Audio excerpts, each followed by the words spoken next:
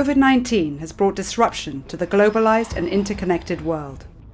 The challenges of COVID have led to a dark period, both in terms of human suffering, but also the damage done to our political and social fabric.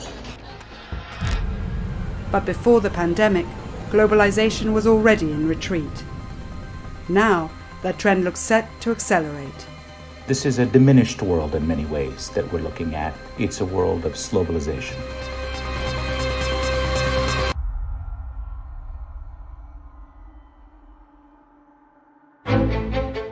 From smartphones to toys, today's globalized trading system has grown to rely on long and complex supply chains. But the pandemic has played havoc with them. Clothing is one industry that has been hit hard. Worth $2.5 trillion globally, it employs over 43 million people in Asia alone. One of the most footloose industries when it comes to supply chain has always been the garment industry.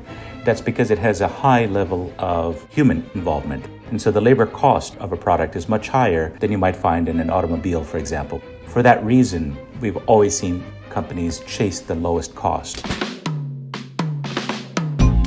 That means manufacturing mostly happens in Asia, and the global nature of the industry makes it especially vulnerable to disruptions.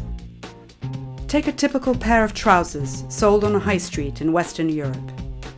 The label says made in Bangladesh, but many of the parts come from other countries. Chinese factories making buttons and zips shut during the pandemic, meaning the items didn't reach their next port. Factories in Bangladesh couldn't finish the trousers and cancelled orders to cotton suppliers in India. And lockdown hit demand in the West, as customers weren't shopping on high streets. In America, clothing sales fell by 73.5% between March and April this year. Bangladesh lost out on an estimated $3.2 billion from cancelled exports in just 6 months.